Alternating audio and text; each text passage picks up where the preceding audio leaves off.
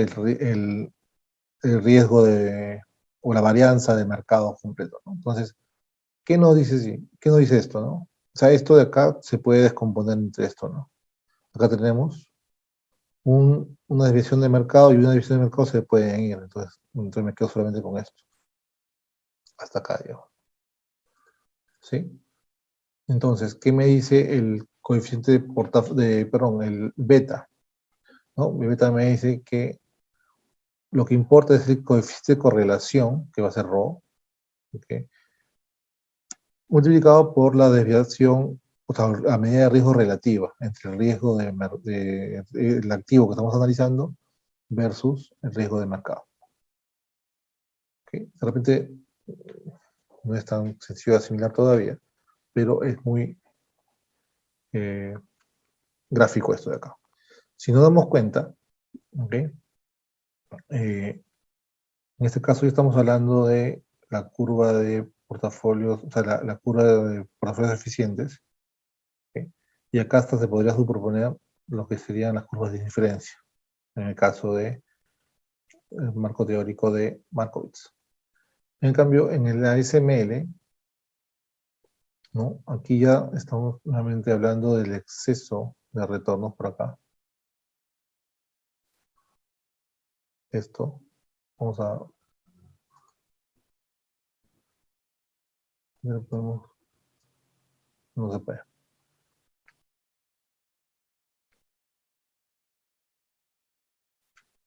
Okay, entonces acá en este mercado no solamente estamos hablando de activos riesgosos, sino también de otro tipo de activos, ¿no? Es un mundo más amplio. Entonces, por ejemplo, acá, ¿no? Hay una, a diferencia, digamos, puede existir, o sea, si estamos analizando dos tipos de activo A y B, pueden existir activos con distintos niveles de riesgo, pero que cuando lo traslademos y analicemos a nivel del Security Market Line o el CAPM, podríamos encontrar que estos activos representen el mismo nivel de riesgo respecto al mercado, ¿okay? Y en consecuencia deberíamos estar exigiendo el mismo nivel de retorno, no al revés. Nuevamente, recordemos que a nivel de decisiones, o sea, en las tres dimensiones de análisis de un activo riesgoso es su riesgo, en primer lugar, en segundo lugar, su retorno, o sea, en función del riesgo, cuánto retorno debería exigir, y además el nivel de liquidez, si es líquido o no es líquido. Si no es líquido, probablemente el retorno sea mayor, o tenga que seguir un retorno mayor. Si más bien es un activo que es muy líquido, entonces probablemente, dado que yo puedo liquidar ese activo con mucha mayor rapidez o frecuencia, entonces debería estar dispuesto a obtener un retorno menor, un poco menor, ¿no? Es por el nivel de riesgo que tengo. Entonces, dice, ¿no? Activos en análisis A y B podrían tener distintos niveles de riesgos, acá se está viendo,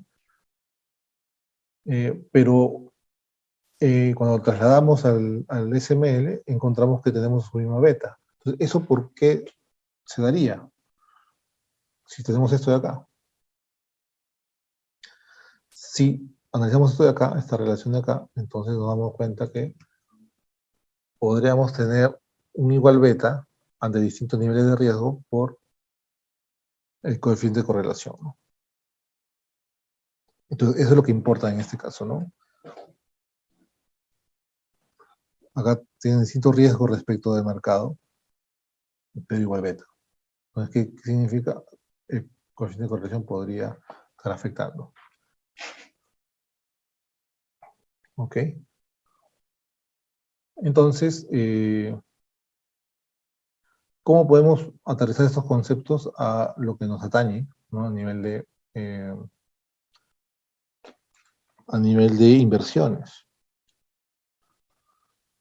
Ok, a ver, dado que este es un modelo que tiende a a valorizar el riesgo intrínseco de este activo, de un activo dado, ¿okay? Y lo que vamos a obtener va a ser un retorno, vamos a obtener una proporción. Esto de acá es un retorno, un retorno, ¿no? Una expectativa de retorno. Esto también es una expectativa de retorno, o también conocido como expectativa de exceso de retorno. Y beta es simplemente un modulador. Beta puede ser mayor a 1, igual a 1 o menor a 1.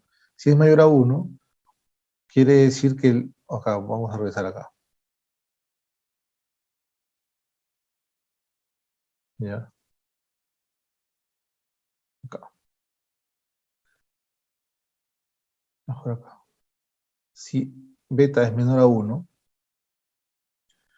si beta es menor a 1, ¿qué quiere decir?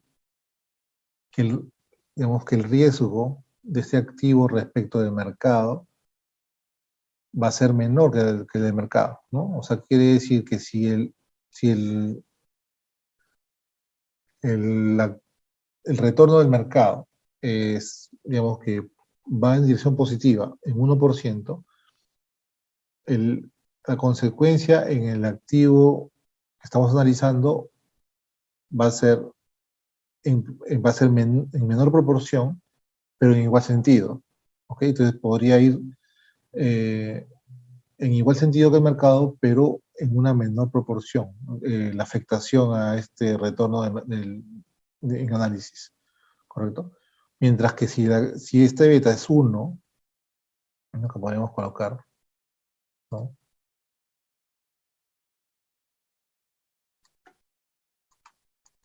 Donde beta puede ser mayor a 1, beta igual a 1 o beta menor a 1, ¿no?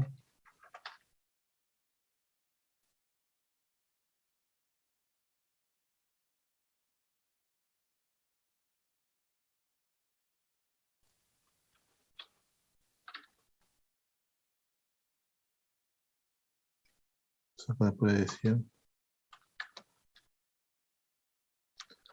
el activo, vamos a ver,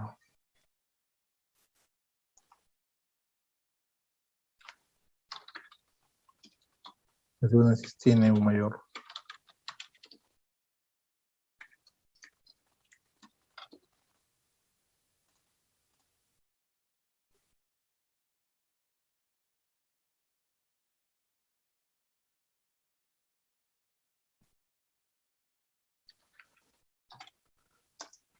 El activo en análisis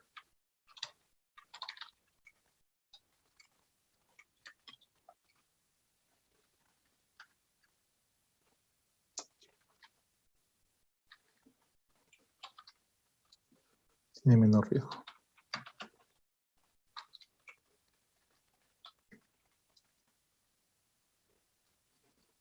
¿Sí? Eso es lo que más o menos podemos definir, digamos, ¿no? Si nos damos cuenta, también es una medida relativa de riesgo respecto a cómo se mueve el activo versus el mercado versus el riesgo total del mercado. ¿Ok? Entonces, por eso que en este caso vamos a ver que sí, ¿no? Que si tengo dos activos con distintos niveles de riesgo, ¿cómo pueden llegar a ser? Vamos a ver.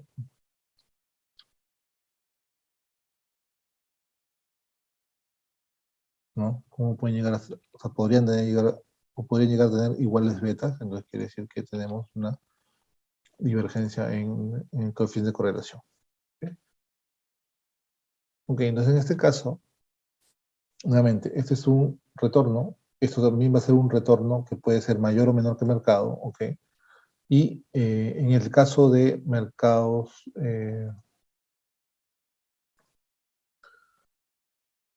digamos, en nuestra región, que podemos decir el mercado de los mercados emergentes.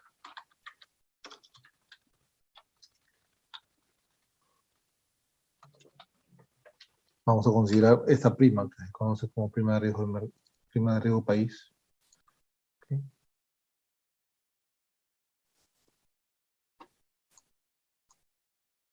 Esta R, o sea, esta prima de riesgo país está, digamos, normalmente se exige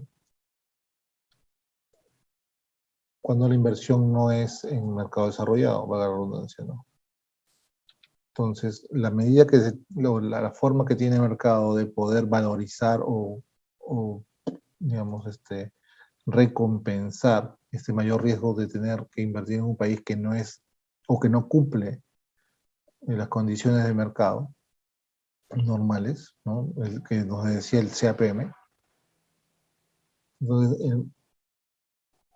Entonces, se conoce como riesgo país, ¿no? Como prima por riesgo país. O le pueden conocer, o country risk, ¿no? Prima por riesgo país. Ok, entonces, quería ver, no le he puesto por acá. Estos son los supuestos, ¿ya? Vamos a luego llegar a los supuestos de CAPM. Pero bueno, entonces, si nos damos cuenta, okay, este es básicamente cómo funciona el CAPM a nivel de instrumento para poder ponerle precio a un retorno, a un activo que queremos invertir o que queremos comprar. O sea, y acá estamos hablando de cualquier tipo de inversión, sinceramente.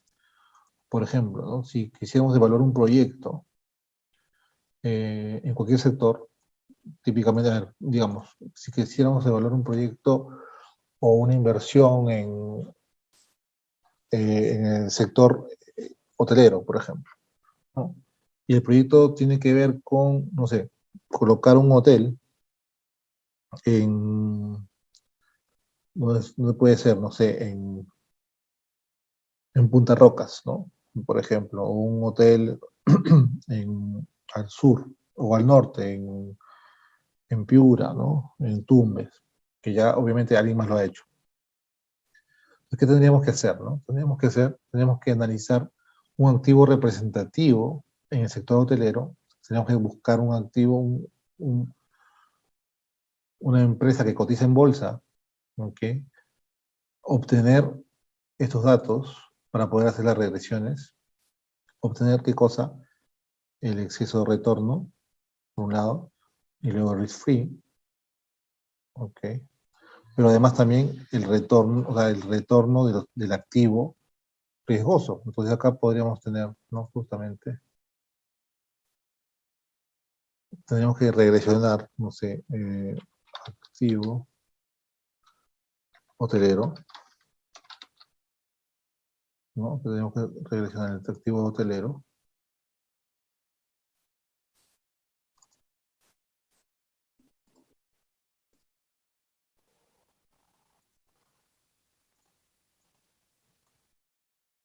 Obtener, obtener el activo del activo hotelero, tenemos que obtener sus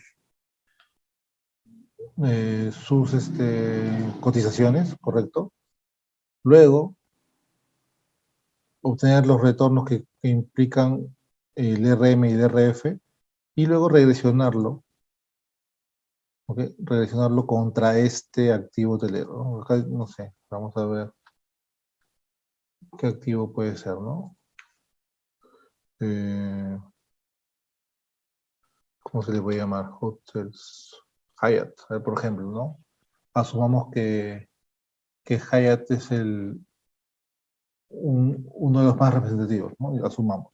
O lo que hacemos típicamente nosotros es, que esto lo vamos a ver en casos prácticos, es obtener toda una muestra de activos que tienen que ver con el sector, ¿okay? Y sacar un beta sectorial, ¿no? Eso vamos a verlo después. Pero también tenemos un caso como este. Entonces, ¿qué haríamos? Obtendríamos los datos de Hyatt, que son ustedes conocidos, ¿no? Descargaríamos sus datos, luego descargamos los datos del mercado y el risk free, y luego regresionamos. Al regresionar, vamos a obtener ¿qué cosa? Un nivel de retorno. Luego le agregamos esto de acá. Ok, entonces, al relacionar y tener el beta, ¿no? Vamos a obtener el beta.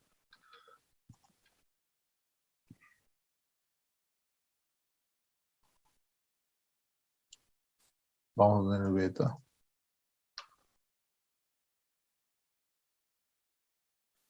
Luego de obtener el beta de la muestra, ¿correcto? De un periodo dado, entonces luego vamos a poder comenzar, o sea, vamos a poder usar este Capital Set Pricing Model, que es el CAPM, como un modelo de predicción. ¿Se entiende? Entonces, primero obtenemos, o sea, el modelo está definido, ¿ok? Entonces, lo que tenemos que hacer es obtener los datos. ¿Qué datos? Datos del activo, y luego de mercado, luego de risk free y también de riesgo país. Entonces, luego de tener estos datos, vamos a sacar la regresión y obtener el beta. Y con el beta en ciernes, el beta a la mano, vamos a poder generar justamente obtener a la mano todos los parámetros del modelo que me van a permitir decir, ok, si yo quisiera mañana o pasado hacer esa inversión hotelera en Perú, ok, voy a usar estos conceptos, o sea, esta data que hemos usado, y le voy a agregar el riesgo país para obtener el riesgo que yo debería eh, exigir por una inversión de este tipo. ¿Cuál es el supuesto detrás? El supuesto detrás es que los riesgos eh, de negocio son similares en cualquier latitud del mundo, digamos, ¿no? En estricto, en una primera derivada. Entonces vamos a obtener el riesgo de negocio de este activo hotelero, ¿ok? En función de los datos de mercado, vamos a desapalancar estos datos para quitarle el concepto financiero detrás y vamos a tener un beta que esté relacionado únicamente al negocio puro, ¿no? Vamos a tener un riesgo de un beta puro, limpio de negocio. Luego vamos a obtener su CAPM con esos datos, ¿ok? Luego vamos a volver a apalancar este beta, ¿okay? Vamos a apalancar este beta con los datos de un negocio hotelero acá en el mercado desarrollado y vamos a obtener los parámetros del CAPM para mercado desarrollado, pero en desarrollo como Perú, agregándole además el riesgo país. Entonces, con esa información ya vamos a poder obtener lo que sería más o menos el retorno, el retorno que deberíamos exigir por una inversión de este tipo en un país que es en desarrollo. ¿Okay? Para eso, como les dice acá, vamos a necesitar esto, definir cuál va a ser la tasa libre de riesgo, cuál será mi primer mercado, o cuál será el activo subyacente, ¿no? Al riesgo de mercado. Y bueno, el riesgo país típicamente se usa, o sea, para tener el riesgo país se usa el concepto de el ENVI, ¿ok? Envío, ENVI, Emerging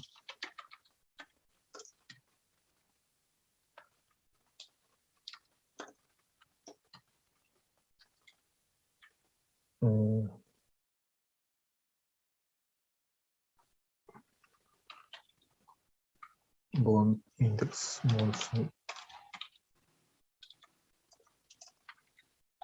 Ese es lo que se conoce como el ENVI. El ENVI es el índice de bonos de los mercados en desarrollo o emergentes, ¿no? Ese es el ENVI. Okay, vamos a poder desapalancar y todas esas cosas. Podemos ver eso en el examen, en la práctica. ¿Okay? Entonces, antes de pasar, sí quiero enfocarme en lo que son los supuestos detrás de CAPM. O sea, todo lo dicho hasta ahora, ¿dónde recae? O sea, ¿cuáles son las suposiciones que están detrás de este modelo? ¿No? En primer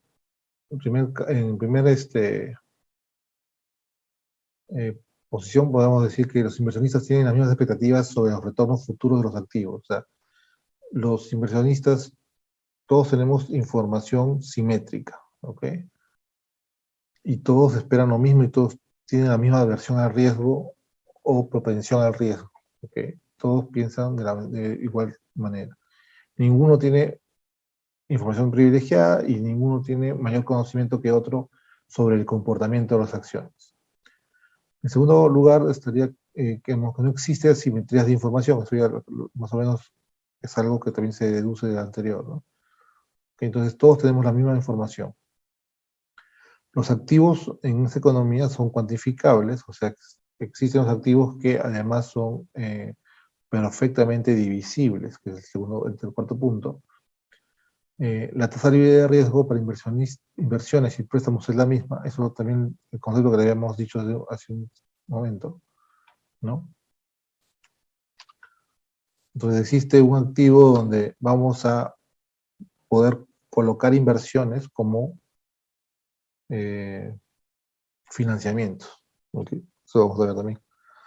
¿Existe liquidez en la negociación de los activos? Sí, existe liquidez. O sea, son mercados profundos, son mercados eh, poco concentrados, o mejor dicho, no concentrados, y son mercados líquidos, ¿no? Sobre todo eso, ¿no? El líquido.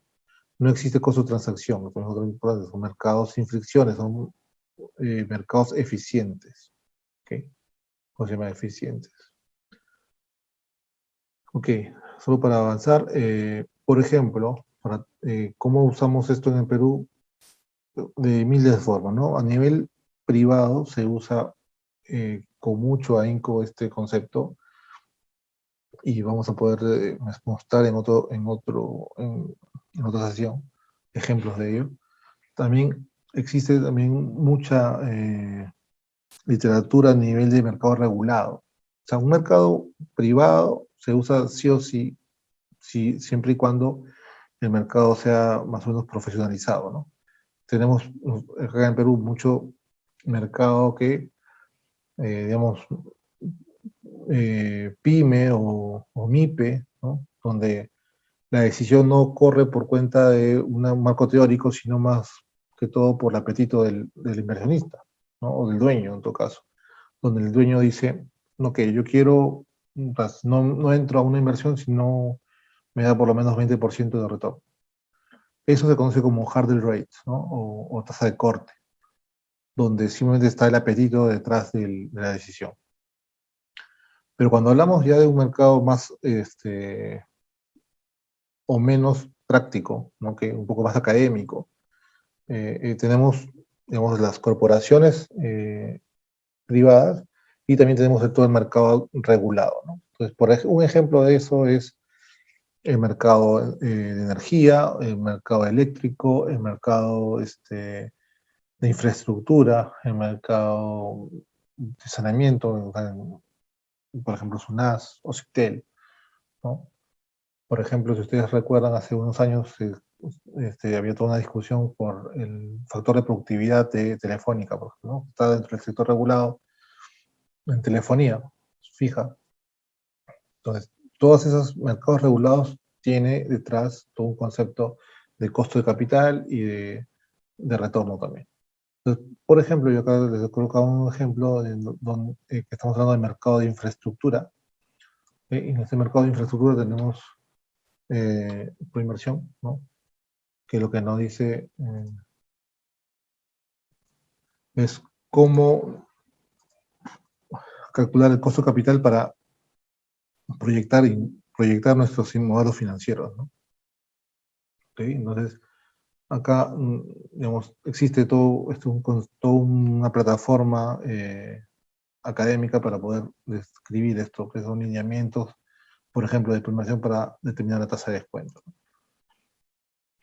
Entonces acá la aplicabilidad está, bueno, tenemos que usar un WACC, tenemos que usar el CAPM para el cálculo del costo de patrimonio, y así sucesivamente, ¿no? El riesgo país, también toda una discusión de qué usamos como subyacente para el riesgo país, ¿no? Existen escenarios donde se usa casi siempre el ENVI u otros proxies, ¿correcto? Ok, listo. Entonces, hasta aquí llegamos el día de hoy y los esperamos el día jueves. Gracias.